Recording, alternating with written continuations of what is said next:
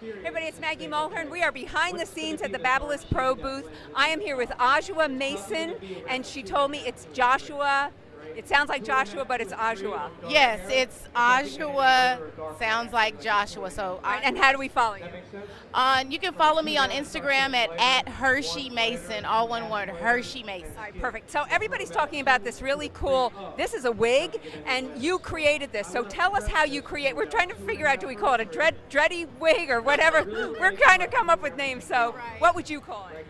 Well, I mean, it's definitely a textured wig that was done with using locks, dreadlocks. So I basically used synthetic hair.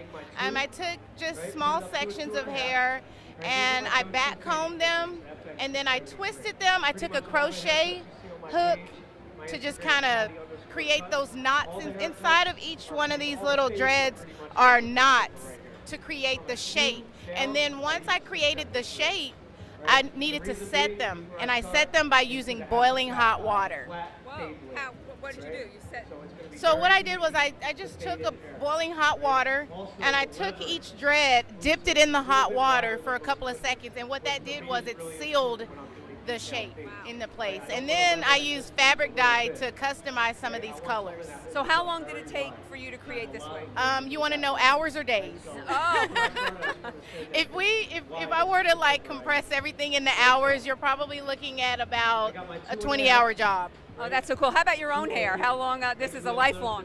Yes, it took several hours to do it. A course of different days, I would spend time just making each one of them. So yeah, about 10 to 30 hours. It depends on how many sizes you make. That's so cool. And we've been using this model all day, and now we're going to do the big reveal. I want you to take it off. Okay, you guys ready for this?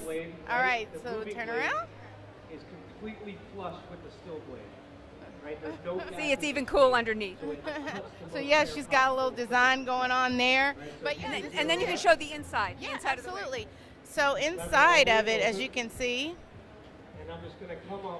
it's a wig cap that's mesh, and then on the outside, as you can see, this is plastic. So because I hot glued it, I used the plastic underneath the mesh to catch some of the glue because there's holes in these little meshes here, so you can see there.